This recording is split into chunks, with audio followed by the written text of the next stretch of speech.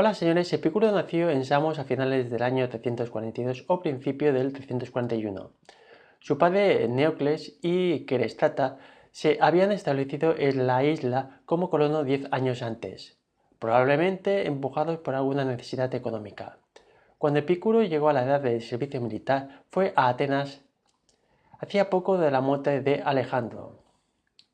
Sintió interés por las escuelas filosóficas que en aquel entonces estaba dirigida la academia por Genocrates y Teofrasto el Liceo. Una vez finalizado su servicio militar, decide seguir sus estudios de filosofía. Su interés por la filosofía aparece a la temprana edad de 14 años. Sus estudios se inician en Rodas, tal vez con el peripatético Praxifanes y después con el atomista Nausifanes de Teos. En el año 306 a.C. funda su escuela y se dedica casi integralmente a la misma. Inicialmente Alejandro Magno inició una campaña bélica para liberarse de la presión de los persas. 11 años después dejó de legado la desaparición de las polis griegas, las ciudades-estados, con autonomía política y económica, para dar paso a extensos reinos donde el poder residía en un monarca. El imperio permitió una mayor penetración de la cultura de Oriente Próximo y Egipto. Los esquemas morales quedaron alterados, dejando en manos de las incipientes escuelas filosóficas. Es muy posiblemente cierto que las escuelas de Platón y Aristóteles influyeron en Epicuro. Tuvo un maestro platónico llamado Panfilio y otro peripatético llamado Praxifanes. Sintió un mayor interés por la filosofía de Aristóteles y los descubrimientos científicos. Otra fuente de influencia fue Demócrito, que partiendo de sus tesis atomistas ofreció su propia versión. Existen dos tipos de escritura importantes a mencionar. Por parte de Epicuro, unas son las cartas dirigidas a otros amigos y maestros, cuya forma es epistolar, que tenía como objeto seguramente servir como guía para el destinatario en sus lecciones en su escuela, en otra comunidad. En estas cartas se resume su doctrina. Una lucha contra el escepticismo, la existencia de una vida determinada y la importancia de la amistad. Y por otro lado también escribe una colección de máximas que sintetiza el pensamiento del autor. Ambos tipos de escritura se convirtieron en populares en aquella época. Su filosofía pretende en general dar una visión del universo desprovista de elementos sobrenaturales y terroríficos, entre los cuales a tratar la muerte. Epicuro evita la dialéctica para evitar la duda y la perturbación, que puede derivar la misma. Ofrece un sistema dogmático y racionalista. La preparación para ser un sabio epicúreo no hacía falta de preparación previa como en la academia y el liceo, sin la necesidad de conocimiento de materias como retórica, música o matemáticas. Según Montserrat Jufresa, se llega a la supresión de la lógica, dialéctica y definiciones, y se basaban en la sensación, en la evidencia y en la analogía de procedimientos. Antes de continuar os pregunto, ¿en qué creéis que depositaba más confianza Epicuro, en la amistad o en el matrimonio? Al final del vídeo os lo digo. Definiré su concepto de atomismo. Por ejemplo, una piedra formada de átomos es bombardeada por otros átomos que se encuentran a su alrededor. Y la piedra desprende una serie de átomos, una capa muy tenue que reproduce la piedra, sus cualidades, cuerpo, relieve e incluso el color. Los simulacros rapidísimos llegan a los átomos humanos.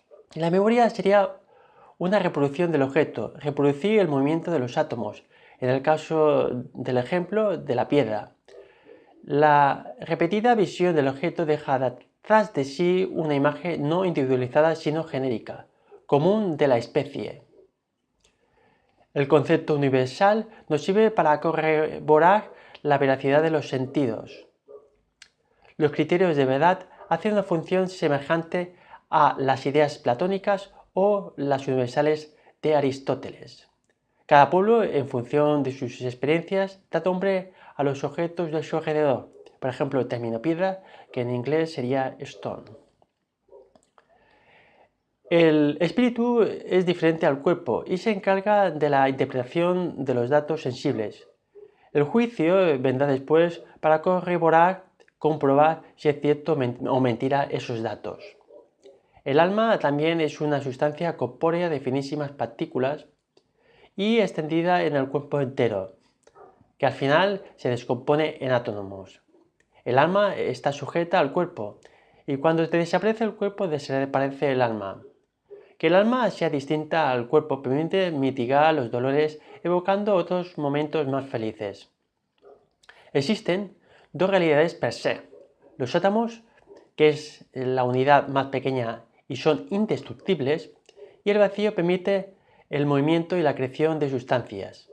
Los demás son accidentes, incluido el tiempo, que va asociado al movimiento y al reposo.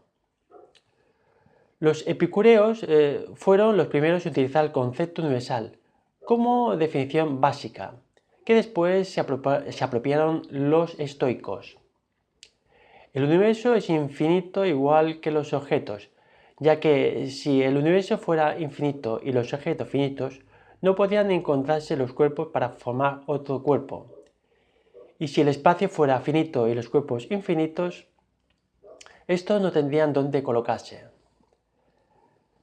La problemática de este procedimiento es que una vez se considera verdad, no hace falta más estudios sobre el tema, el dogmatismo teórico. Aquirete señala, el sabio será dogmático y no tendrá dudas, el sabio tendrá una escuela para transmitir certeza. Es fácil tener una percepción errónea de esta filosofía con textos como este. Leo un fragmento.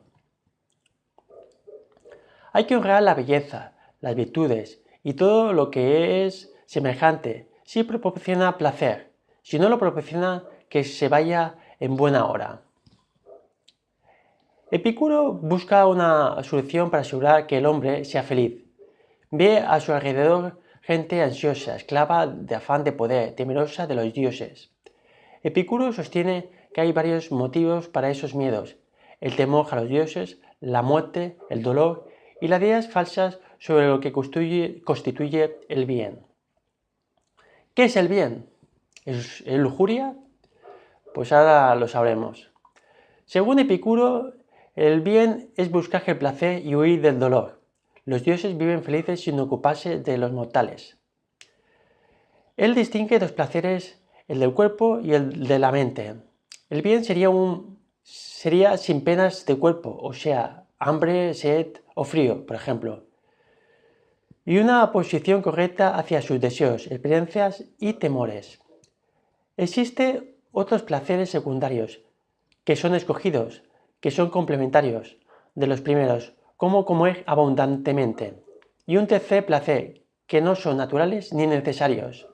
Aquí se incluye estatuas, corona, riqueza, la belleza, que lo más probable es que acarreen perturbación. En un momento donde los generales de Alejandro se disputaban los restos del imperio en cruentas batallas, Epicuro vio en la política un foco de conflicto. La justicia no es un orden superior como sostiene Platón, sino un convencionalismo. Consideró que no era recomendable que el individuo viviera en solitud y aconsejaba tener amigos. A la muerte de Epicuro, la dirección de la escuela cayó sobre el discípulo más antiguo, Hermarco de Mitilene. La desaparición del epicurismo fue en el siglo III después de Cristo.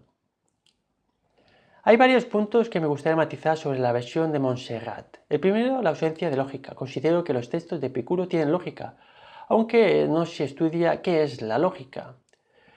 El segundo punto, el dogmatismo. En algunos textos permite diversas explicaciones a unos sucesos, pero siempre dando una explicación natural y materialista. Pondré un ejemplo.